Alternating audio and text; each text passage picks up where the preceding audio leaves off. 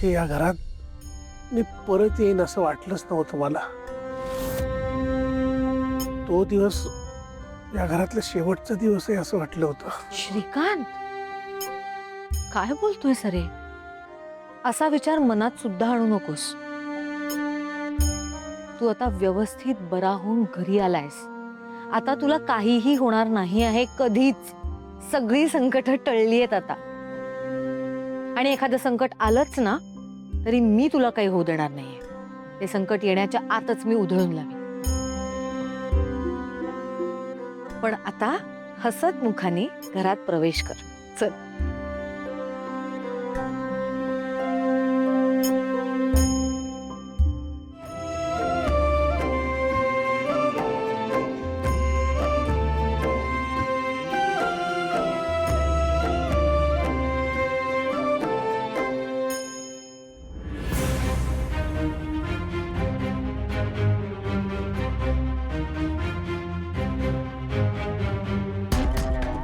खरंच आलं नाही।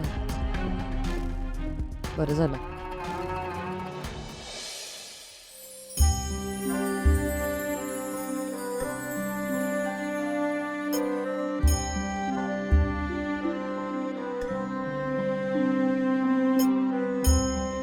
प्रिया मॅडम असं का बोलल्या असतील मला नाही माहिती,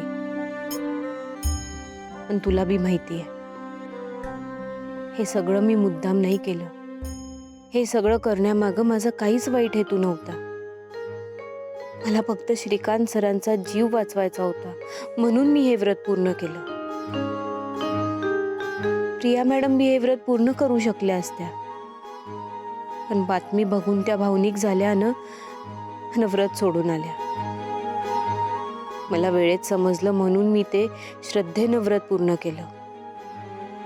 आता श्रीकांत सरांवर तुझा आशीर्वाद सदैव राहू दे। त्यांना काहीच होऊ देऊ नकोस। त्यांना लवकर पूर्ण बरं वाटू दे।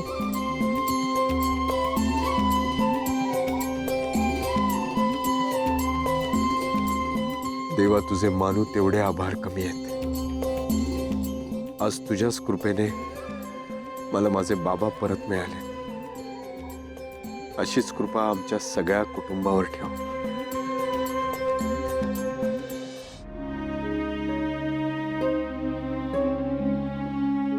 पारू, बरं झालं, सगळं व्यवस्थित झालं। बाबांचं ऑपरेशन सक्सेसफुल झालं, व्रत पूर्ण झालं, त्यांना डिस्चार्ज मिळालं। पण या सगळ्यात मला एक गोष्ट नाही कळली। कोणती? तू मला इतक्या घाई गडबडीत घरी का घेऊन आलीस लगेच? मग काय झालं? अगं, मग काय झालं काय? बाबांना डिस्चार्ज मिळाला, आपण त्यांना घरी सोडायला गेलो असतो ना, म्हणजे त्यांना तेवढंच बरं वाटलं असतं। या गडबडीत मला बाबांना नीट भेटताही नाही आलं। हे बघा आदित्य सर, आपल्याला जे करायचं होतं ते केलंय आपण। तसं बी आपली गरज नाहीये तिथं। असं का बोलतेस? अरू, काय झालं? इकडे बघ। अरू, ती दिशा काही बोलली का तुला? अरू, हे बघ, त्या दिशाच्या बोलण्याकडे ना लक्ष देऊ नको। तुला माहिती आहे ती किती मूर्ख मुलगी आहे। मुद्दाम करत असते तिथे सगळं। अरू, अरू प्लीज सांगशील का मला काय झालं? मला खरंच कळत नाहीये। जाऊ दे ना। अगं, मला सांगा काय खायला करू तुमच्यासाठी? का बोलत होती पारू? काय झालं तिला अचानक? आई, काय हे एवढे गिफ्ट्स? काही खास कारण आहे का? कोणासाठी आणले ते गिफ्ट? हे सगळे गिफ्ट तुम्ही माझ्यासाठी आणलेत ना? दामिनी काकू, तुम्हाला गिफ्ट देण्यासाठी काय कारण आहे? तुमचा तर आज वाढदिवस पण नाहीये। ऐक नाही प्रिया, फक्त वाढदिवसा दिवशीच गिफ्ट द्यायचा असा कुठं नियम आहे का? असं कुठं लिहून ठेवलंय? नाही ना? शांत बस जरा। वहिनी, तुमचं माझ्यावर किती किती प्रेम आहे म्हणून माझ्यासाठी आणलंय ना? आणि बघा ना, आता मी माहेरी गेले आणि लगेच आले। मला शॉपिंगला वेळच नाही मिळाला, साधा आहेर सुद्धा नाही आणता आला। म्हणून माझ्यासाठी आणलेत ना हे सगळे गिफ्ट? हा, थँक्यू। दामिनी, थांब जरा आणि ठेव ते खाली. ठेव. अच्छा हिच्या हातून द्यायचे का? ओके.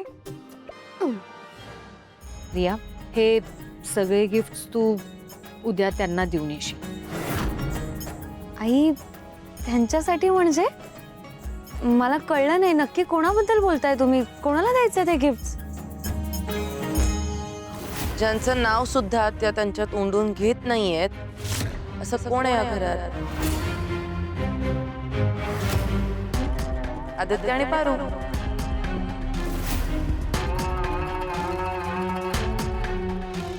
न्यू सासू मॉम, ती बिंडोक प्रिया त्या दिवशी भिक्षाव्रत अर्धवट सोडून हॉस्पिटलमध्ये पळून आलेली.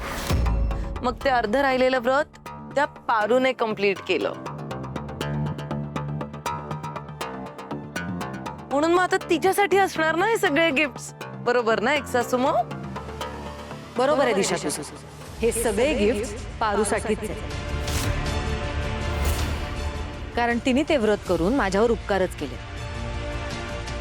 पारूने या घरासाठी खूप काही केलंय.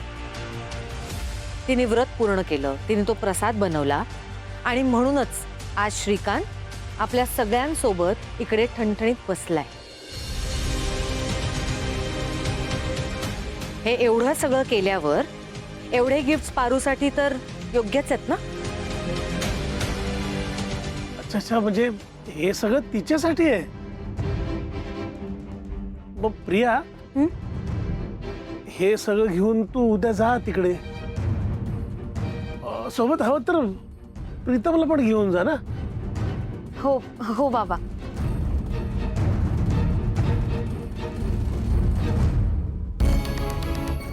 बरं झालं श्रीकांत त्या दोघांना घरी आणण्याबद्दल काही बोलला नाही ते. पारू, मी तयार होऊन आलो. ऑफिसला जायचं लवकर. दादा, अरे हे घे, आईने दिली. अरे बघ तर. प्रिया मॅडम, तू तुझ्या सुनेचं कर्तव्य छान निभावलंस. आता बाबांनाही डिस्चार्ज मिळणार. तू त्यांचीही मर्जी मिळवलीस. इथून गेल्यावर तू आदित्य दादांना घेऊन तुझ्या घरी जायचंस. मला तुम्ही दोघे तिथे नको आहात. पारू प्लीज, ह्या पुढे आमच्या घरात येऊ नकोस. आम्हाला सुखात राहू देत. विनाकारण आमचं लाईफ डिस्टर्ब करू नकोस please. Priya madam, Pritam sir, तुम्ही अचानक इकडं कसं काय? हे बघ, आईने तुझ्यासाठी गिफ्ट्स पाठवलेत. घे. आणि हो, बाबाने तुला थँक्यू सांगितलं.